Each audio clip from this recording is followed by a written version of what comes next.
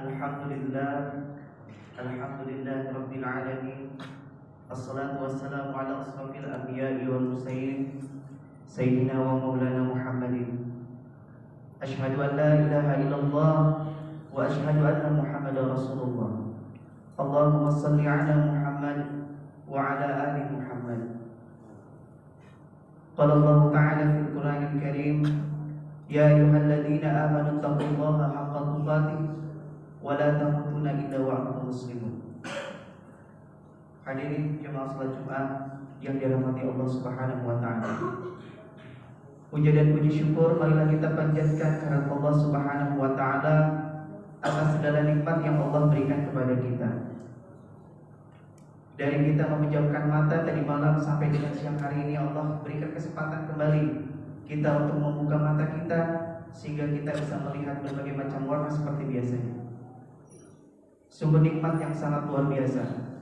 Termasuk kita bisa hadir di sini berada dalam shaf, dalam barisan sholat Jumat merupakan satu nikmat yang Allah berikan kepada kita. Ada saudara-saudara kita yang diberikan nikmat kesehatan, nikmat waktu luang, harta dan lain sebagainya, tapi Allah tidak berikan nikmat kesempatan, maka beliau tidak bisa hadir bersama kita untuk melaksanakan ibadah sholat Jumat. Oleh sebab itu, ketika berada di sini, maka bersyukurlah kepada Allah Subhanahu wa taala. Ketika ada saudara kita yang tidak melaksanakan sholat Jumat, bukan karena dia yang tidak mau sholat Jumat, tapi memang Allah sendiri yang tidak mau menerima sujudnya. Oleh sebab itu, menjadi pilihan, menjadi hamba dengan Allah adalah satu nikmat yang sangat terindah.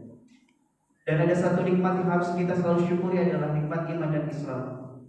Tanpa iman dan Islam pun kita tentu tidak akan hadir pada hari ini untuk melaksanakan ibadah sholat Jumat. Dan semoga nikmat iman dan Islam yang satu ini akan Allah tetapkan sampai kita menghadap Allah Subhanahu wa taala. Sebanyak apapun harta yang kita miliki, setinggi apapun jabatan kita dalam pekerjaan, tidak mampu menyelamatkan kita jika kita kembali kepada Allah dalam keadaan kafir atau dalam keadaan tidak beriman kepada Allah Subhanahu wa taala. Salawat dan salam semoga senantiasa tersanjungkan kepada Nabi Agung Muhammad sallallahu alaihi wasallam, manusia yang cahayanya telah Allah ciptakan lebih dahulu setelah Allah menciptakan langit dan bumi. Kemudian Allah jadikannya sebagai khatamul anbiya, penutup para nabi, yang membawa kesempurnaan akhlak, membawa kesempurnaan agama, dan membawa kesempurnaan isi Alkitab. Kita semua yang hadir di sini tidak satu pun pernah melihat Rasulullah Sallallahu Alaihi Wasallam, tidak pernah sekalipun berjumpa dengan Rasulullah Sallallahu Alaihi Wasallam. Kita tidak pernah berbicara langsung dengan Rasulullah Sallallahu Alaihi Wasallam.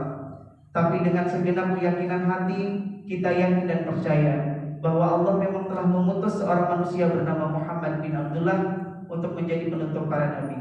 Semoga keyakinan kita, rasa cinta kita kepada Rasulullah Sallallahu Alaihi Wasallam akan menjadikan jalan kita untuk mendapatkan syafaat dari beliau kelak yaumil mahsyar. Amin. Di mana padang mahsyar merupakan salah satu padang yang sangat dahsyat kengeriannya. Namun siapa yang mencintai Rasulullah, maka kita akan diselamatkan dengan syafaatnya. Allahumma sholli ala Muhammad. Dari atas mimbar saya mengingatkan diri saya pribadi, juga jamaah semua di sini, untuk sama-sama meningkatkan ketakwaan kita kepada Allah Subhanahu wa taala. Takwa dalam arti yang sebenarnya berusaha dengan segenap hati, segenap niat, segenap kekuatan untuk senantiasa melaksanakan segala perintah Allah Subhanahu wa taala. Dan juga dengan segenap hati untuk selalu meninggalkan larangan-larangan Allah Subhanahu wa taala. Jika kita mau mengintrospeksi diri kita mau muhasabah diri kita, waktu 24 jam itu mungkin hanya sepertiganya atau kurang dari sepertiganya yang kita gunakan untuk kebaikan. Kita lebih banyak dosanya daripada pahalanya. Oleh sebab itu, jadilah manusia yang selalu tawadu, yang selalu sadar diri, yang selalu muhasabah diri atas setiap tindakan kita, dan perbanyaklah istighfar. Karena hanya orang-orang yang bertakwa yang telah dijamin masuk ke dalam surganya Allah Subhanahu wa taala. Jemaah salat Jumat yang dirahmati Allah Subhanahu wa taala. Dalam Al-Quran, Allah Subhanahu wa Ta'ala berfirman, A'udzu billahi minasy syaithanir rajim. Bismillahirrahmanirrahim. Wal 'ashr. Innal insana lafi khusr. Illa alladziina aamanu wa 'amilus shalihat wa tawassaw bil haqq wa tawassaw bis sabr. Demi waktu, sesungguhnya manusia itu dalam keadaan rugi, kecuali orang-orang yang beriman dan orang-orang yang mengerjakan kebaikan atau amal saleh, saling menasihati untuk dalam kebaikan dan saling menasihati dalam kesabaran. Waktu adalah sesuatu yang Allah ciptakan dan untuk dirasakan setiap makhluk, dan dengan waktu kita bisa memilah-milah mana kesempatan untuk bekerja, mana waktu untuk istirahat dan lain sebagainya. Waktu yang kita lewati tidak bisa terulang. Waktu yang sudah kita lewati kita tidak bisa mengembalikannya kembali. Oleh sebab itu, jadikanlah setiap waktu adalah waktu yang berharga untuk Allah Subhanahu wa Ta'ala. Bekerja, berangkat membaca basmalah. Sebelum bekerja mengucap basmalah, sehingga setiap pekerjaan yang kita lakukan semuanya mengingat Allah, dan setiap pekerjaan yang mengingat Allah maka akan berbuah pahala. Dan orang-orang yang rugi adalah orang-orang yang tidak menggunakan waktunya untuk hal-hal yang baik, hal-hal yang positif, lebih banyak digunakan untuk berbuat maksiat ataupun melalaikan dan jauh dari Allah Subhanahu wa Ta'ala.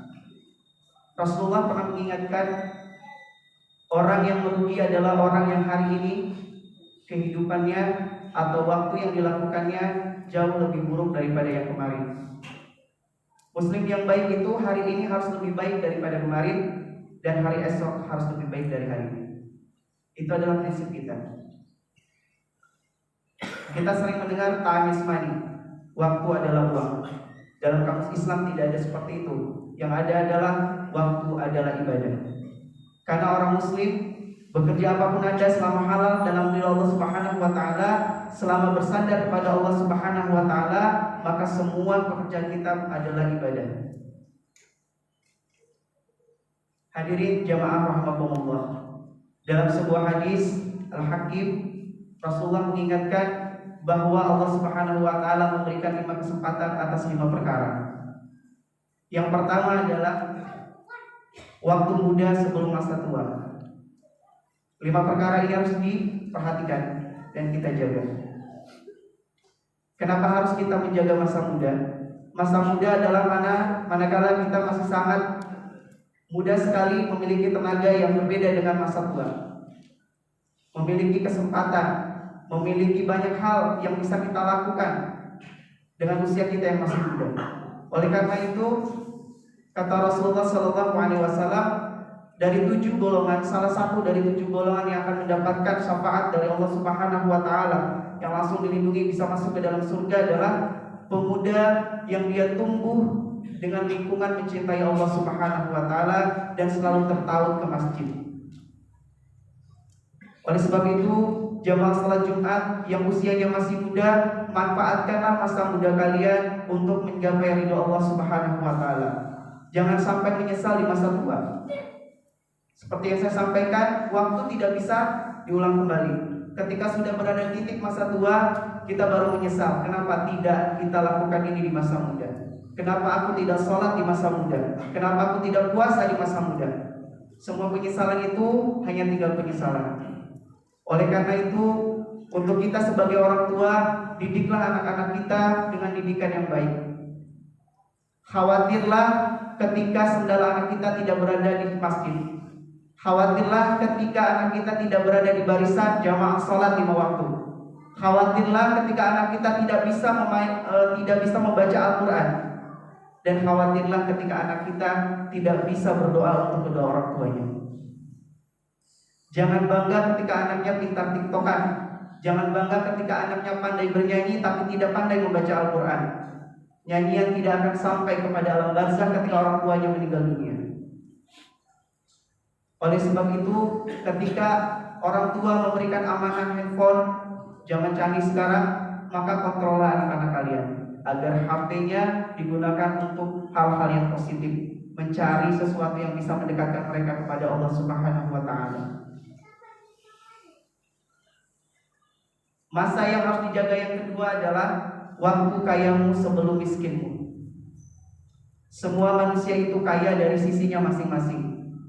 Standar kaya itu bukan terletak pada seberapa tinggi jabatan, seberapa banyak punya kendaraan, dan seberapa banyak punya barang-barang branded. Kaya itu terletak pada bagaimana mensyukuri setiap rezeki yang Allah berikan kepada kita. Harta yang banyak, barang branded, mobil yang banyak, kita bisa jalan kemanapun. Apabila harta yang kita miliki justru membuat kita jauh daripada Allah Subhanahu wa Ta'ala, maka kita harus masuk orang yang rugi. Di setiap harta yang kita miliki ada hak-hak orang-orang lain, yaitu fakir dan miskin, tetangga-tetangga kita yang kesusahan. Maka keluarkanlah. Secara lahiriah kita yang bekerja keras untuk mendapatkan harta dunia. Kita yang bermati tulang untuk mendapatkan kekayaan di dunia ini. Tapi sesungguhnya ada peran Allah di situ yang mengabulkan setiap doa kita dan keinginan kita serta usaha kita untuk mendapatkan itu. Oleh karena itu, Allah hanya meminta untuk mengeluarkan sedekah dari apa yang kita miliki. Jangan sampai kita menyesal kelak di yaumil mahsyar, harta itu akan menyeret kita dan menyiksa kita di neraka jahanam. Dan harus kita ingat bahwa sebanyak apapun harta yang kita miliki, yang dibawa mati adalah kain kafan. Tidak bisa menemani kita. Hanya amal perbuatan kita yang akan menemani kita. Mobil akan kita tinggalkan, rumah yang mewah akan kita tinggalkan, handphone yang canggih akan kita tinggalkan, semuanya akan kita tinggalkan. Dan kita hanya berbalut kain kafan, sama seperti saudara-saudara kita yang diberikan kehidupan kurang beruntung dengan kita. Oleh sebab itu, Allah menciptakan adanya perbedaan antara si kaya dan si miskin, bukan untuk saling sombong dan merasa diri lebih baik dari yang lain, tapi mengajarkan kepada kita untuk bagaimana bisa berbagi. Allah memberikan lahan pahala kepada kita. Dengan harta yang banyak, bagaimana kita bisa menyayangi yang miskin, bagaimana kita bisa mengangkat derajat yang miskin, sehingga tidak merasa kesombongan. Dan ingatlah, sesungguhnya iblis dikeluarkan dari surga Allah karena dalam hatinya terdapat kesombongan, merasa lebih baik daripada orang lain. Dia merasa bahwa lebih baik dari Adam alaihissalam. Jemaah salat Jumat yang dimuliakan Allah Subhanahu wa Ta'ala. Yang ketiga yang harus kita jaga adalah waktu lapang kita sebelum waktu sempit atau waktu sibuk kita. Waktu lapang itu hanya akan Allah berikan semasa kita di dunia. Kita selalu banyak alasan untuk beribadah kepada Allah Subhanahu wa Ta'ala karena pekerjaan dunia kita. Padahal yang memberikan dunia itu adalah Allah Subhanahu wa Ta'ala. Kita bisa bekerja karena ada peran Allah Subhanahu wa Ta'ala. Apapun yang kita lakukan semua karena peran Allah Subhanahu wa Ta'ala. Jika Allah tidak memberikan kesehatan, jika Allah tidak memberikan daya pikir yang bagus untuk kita, kecerdasan untuk kita, tentu kita tidak akan pernah berada di posisi pekerjaan kita sekarang. Oleh sebab itu, jangan pernah berikan sisa waktumu untuk Allah, tapi berikan waktu utamamu untuk Allah. Kita sering memberikan waktu optimal untuk pekerjaan kita sebaik mungkin agar kita bisa bertahan, tapi untuk Allah hanya sisa-sisanya saja. Ketika terdengar panggilan Allah Subhanahu wa Ta'ala berkumandang, kita santai, lebih memilih untuk mengerjakan pekerjaan dunia dulu daripada menghadap Allah Subhanahu wa Ta'ala. Padahal yang kita miliki di dunia ini akan kita tinggalkan, dan yang kita miliki di dunia adalah amanah dari Allah Subhanahu wa Ta'ala yang akan dipertanggungjawabkan kelak di hadapannya. Kemudian yang keempat yaitu bahasa sehat sebelum masa sakit. Kita sering lupa ketika Allah memberikan kesehatan kepada kita, seolah-olah kesehatan itu akan kita miliki selamanya, seolah-olah kita tidak akan pernah sakit.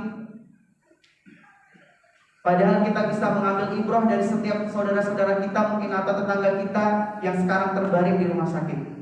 Apa yang bisa mereka lakukan? Tidak sama seperti kita yang sehat kita bisa lakukan.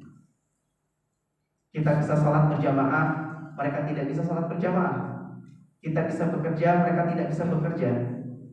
Hanya terbaring, pasrah, dan berdoa kepada Allah untuk meminta kesehatan. Oleh sebab itu, jadikanlah setiap kejadian yang berada di lingkungan kita sebagai hikmah dan ibrah atau pembelajaran untuk kita menjadi manusia lebih baik lagi. Kesehatan yang kita miliki juga akan dipertanggungjawabkan oleh Allah Subhanahu wa Ta'ala. Selain hisab sholat yang pertama kali, setelah itu Allah tanyakan, bukankah aku telah memberikan nikmat kesehatan kepadamu? Lalu kemana engkau gunakan nikmat kesehatan yang aku titipkan kepadamu?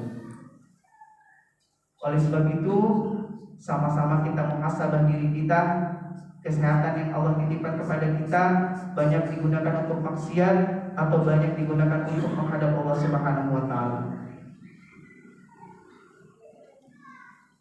Saat nanti diri sedang sakit, kita baru rindu akan sujud, rindu akan ruku kepada Allah Subhanahu wa Ta'ala, rindu ingin selalu berzikir kepada Allah Subhanahu wa Ta'ala. Seandainya Allah memberikan kenikmatan kesehatan, maka alhamdulillah ada kesempatan kedua. Tapi wallahi tidak ada yang bisa menebak usia kita. Kita sehat sekarang, adakah yang bisa menjamin setelah keluar dari masjid ini kita masih dalam keadaan sehat? Adakah yang bisa menjamin kita masih mendengar azan asar nanti setelah azan zuhur ini? Kita tidak pernah tahu usia kita. Oleh sebab itu, manfaatkan setiap kesempatan yang Allah berikan kepada kita. Dan yang terakhir, kesempatan yang diberikan Allah kepada kita untuk optimalkan adalah hidup sebelum mati. Hidup adalah sesuatu yang fana. Kenapa? Karena dia tidak kekal. Tidak ada satupun makhluk yang Allah ciptakan dia akan kekal, kecuali akan binasa pada akhirnya. Kita semua yang hadir di sini akan mengalami yang namanya sakaratul maut. Kita akan mengalami yang namanya mati. Kita akan dikubur dan kita akan ditanya oleh Munkar dan Nakir. Gambaran Rasulullah SAW, kehidupan manusia itu seperti meneguk seteguk air, sehingga sangat cepat sekali. Karena apabila kita bandingkan masa di akhirat dengan di dunia sangat jauh sekali. Satu hari di akhirat itu sama dengan 1000 tahun di dunia. Kita bisa membayangkan bagaimana lamanya kita menunggu satu hari di akhirat kelak. Dan berdiri di padang mahsyar itu dalam sebuah hadis dikatakan bahwa semua manusia itu akan dibariskan dan menunggu selama 500 tahun. Sedangkan untuk orang-orang yang beriman yang selalu taat kepada Allah dan Rasulnya, dia akan merasakan padang mahsyar itu hanya seperti waktu zuhur ke asar. Oleh sebab itu, selama nyawa masih Allah titipkan dalam raga kita, maka gunakanlah jasad kita, gunakanlah apa yang kita miliki untuk semakin dekat dengan Allah Subhanahu wa Ta'ala. Kalau Allah mengambil harta kita, kalau Allah mengambil kesehatan kita, kalau Allah mengambil waktu luang kita, kita masih bisa memperbaiki karena kita masih hidup. Tapi kalau Allah sudah mengambil nyawa kita, maka tidak ada kesempatan kedua untuk kita. Oleh sebab itu, tidak ada kata terlambat dalam beribadah kepada Allah Subhanahu wa Ta'ala. Tidak ada terlambat untuk memperbaiki diri untuk menjadi lebih baik lagi, sehingga kita kelak meninggal dalam keadaan husnul khatimah, di mana ketika malaikat Israil datang mencabut nyawa, dia akan berkata, "Ya ayyatuhan nafsul mutmainnah, irji'i ila rabbiki radiyatan mardiyah, fadkhuli fi ibadi wadkhuli jannati." Dan itu adalah kematian yang kita rindukan. Sebanyak apapun dosa manusia, ketika ditanya maka pilihannya adalah surga. Tidak ada satupun manusia yang ingin masuk ke dalam neraka jahanam. Sekalipun kita belum pernah melihat bentuk siksaannya, tapi kita yakin dan percaya bahwa surga dan neraka itu ada. Barakallahu li wa lakum fil Qur'anil azim wa nafa'ani wa iyyakum bima fihi minal ayati wa dzikril hakim wa taqabbala bihi wa minkum tilawatahu innahu huwal ghafurur rahim. Allahumma sholli ala sayyidina Muhammad wa ala ali sayyidina Muhammad.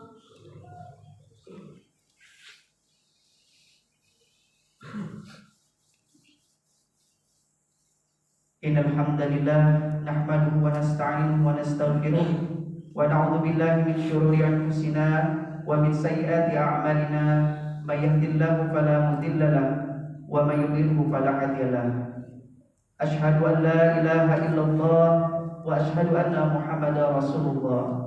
Allahumma shalli ala Muhammad wa ala ali Muhammad. Ya ayyuhalladzina amanu taqullaha haqqa tuqatih wa la tamutunna illa wa antum muslimun. Allahumma ighfir للمسلمين والمسلمات والمؤمنين والمؤمنات الأحياء منهم والأموات إنك على كل شيء قدير.